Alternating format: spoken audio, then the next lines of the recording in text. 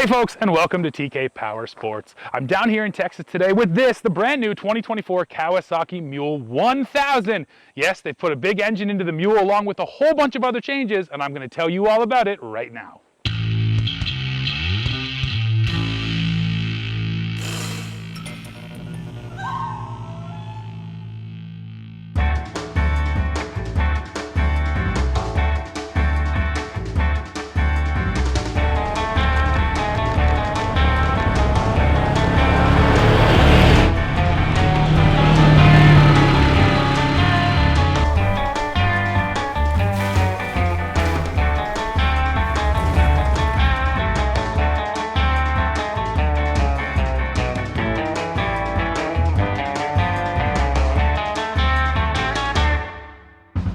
And now, ladies and gentlemen, here we are riding in the new Mule 1000. So the model I'm in right here is the FXR.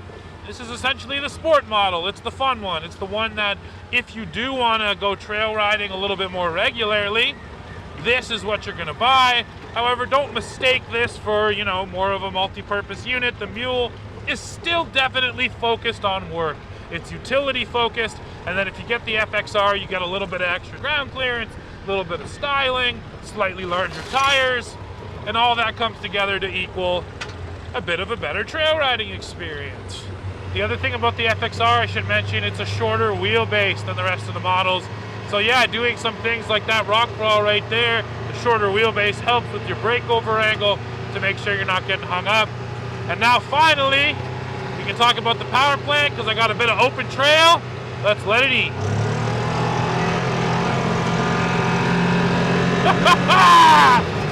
It's quick!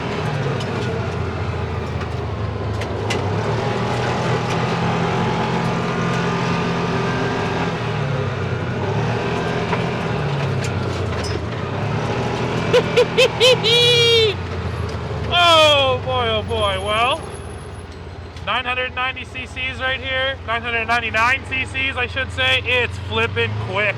This thing takes off the line. In high range, the throttle response isn't immediate. It takes sort of a beat, and then you really feel the power come on in the mid and upper RPM range for sure. And when it hits, man,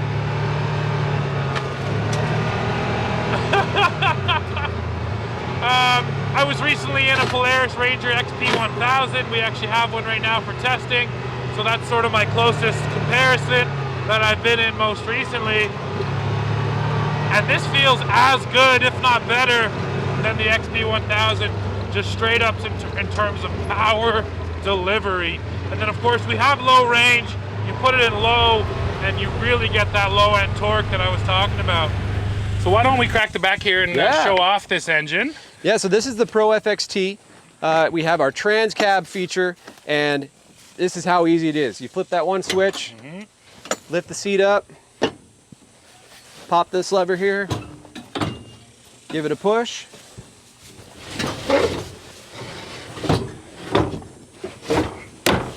Slap that down. It really is slick, man.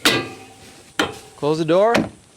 Now you've got a larger bed and full dumping capability as well. Yeah, that's a big deal that it doesn't lose the dumping capability once you expand it, right? Correct. And the second row here is full size. I can fit in there quite well, Absolutely. which is also important you can put too, right?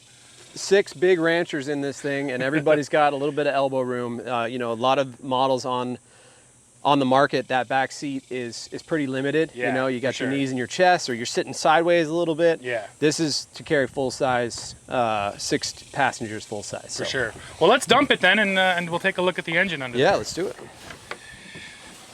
So it's just as easy as lifting here. Lift it up. Yeah. Sorry, we've got it in this. We got to lift this up.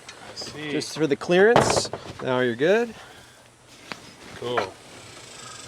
And just like that, so there she is, that brand new 999cc engine.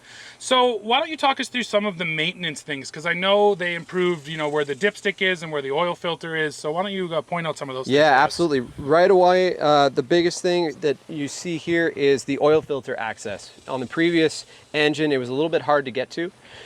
It's right here on top. It's located in a spot that you can grab easily, get a wrench on there if you need to. It's also got a nice integrated little catch pan. So as you take that filter off, you're not getting oil spilling all over your engine compartment. Nice. That can then pick up dirt, pick up grass, you know, and just make an oily mess. Sure. You've got a nice little catch pan that you can wipe out with a rag, and you're good to go. That's cool, So, and I don't think I've ever seen that on any other engine, so that's a yeah, cool and again, feature. a lot of this is directly from consumer and dealer feedback. You know, we've had this Mule Pro in our lineup for a long time. It's been our tried and true side-by-side when it comes to utility, but there's always room for improvement. Sure. And we've listened to our customers, and that was one of the things, is like, we need to be able to get our hands on this engine a little bit easier. So over on this side, flip this slit and this tab down here, and that pops off. I see. Now you've got direct access to your battery. You got your dipstick, as you can see, nice and long, extended out from the engine, so Yeah, you can that's check it. And then your air box is right here as well. And as you can see, all the clips are right here. Previous model, they were buried a little bit further back, a little harder to get at. The other big thing with the air box is the intake. The previous air box was smaller, and the intake snorkel kind of came down like this. And what happens is you get a lot of dirt and debris, and it was actually just picking up, you know, pretty dirty air in some, depending on the use. So again, listen to our customers, and we've now extended this snorkel. It goes up, and it's way up here now. So now you're getting Nice. clean air, more in line with the cab, as opposed to right in the wheel well. And you've got a pre-filter on here. It's taking cleaner air, and then when you pop this open, we've got a brand new air filter as well that's significantly larger than the previous model. Okay. And so your maintenance interval has jumped from 50 hours to 200 hours. Nice. So that makes a significant difference, and you just know you're getting clean air in there. And again, super easy to access and check, and super easy to swap out. Sure, that's it's obviously a big deal, and I think I always appreciate these kind of features because this is not the sexy headline grabbing stuff. This is the stuff that matters day to day, real world for someone who's working with their machine. Right? Absolutely, Yeah, absolutely. So that's why it's. And cool. again, this is a utility, and for a lot of people, it's a tool. You know, other Kawasaki products, especially side-by-sides, our KRX 1000, you know well. Sure. That's a toy, you know, Yeah. that's for a rec use. This is, people rely on them, whether it's, you know, making a living, or they've got a ranch hands that need to go do a job. They need to make sure that something's reliable, and that's something with all of our Kawasaki products: performance, reliability, and then for the side-by-sides, comfort is the biggest thing. Sure. Now we've jumped into a new Mule here, folks. So this is the Mule 1000 FXT. This one has a second row and 2 bench seats, so you can seat 6 people in here comfortably, which is pretty cool. And when I say comfortably, I want to reiterate that now. These seats are nice and cushy and soft. They're fairly vertical, so it's not like a sport side-by-side or even a crossover side-by-side where you're leaning back a little bit more. You have to get used to that vertical position, but most utility machines have that, but the seats themselves are comfortable. So now FXT, we have the same power plant here, but unlike the FXR, I have a longer wheelbase now and not quite as much suspension here.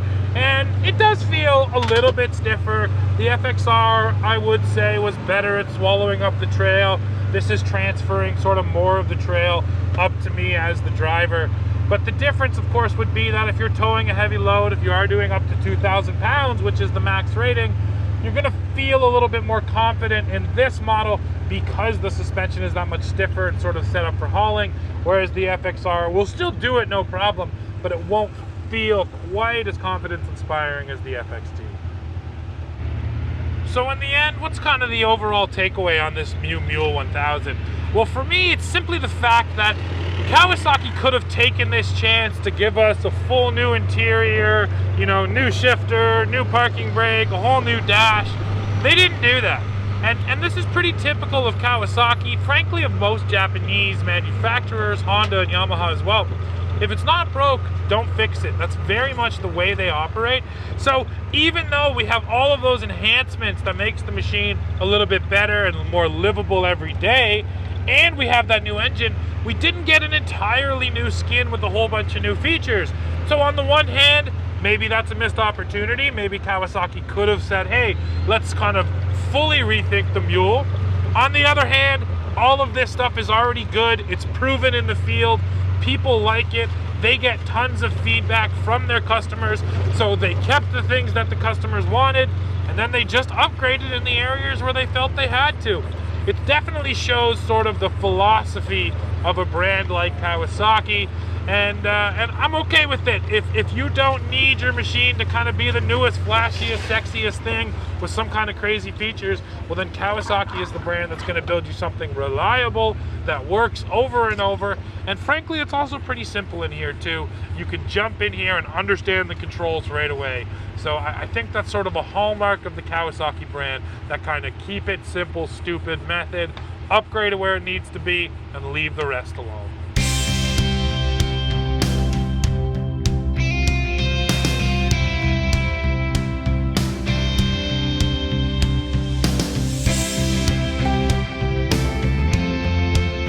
That's it for this one. Now please go below into the comments, let me know what you think of this Kawasaki Mule. As always, while you're down there, don't forget to hit like, hit subscribe, hit join to become a member of TK Power Sports, and then come right back here to the channel to see what we're testing next. See ya.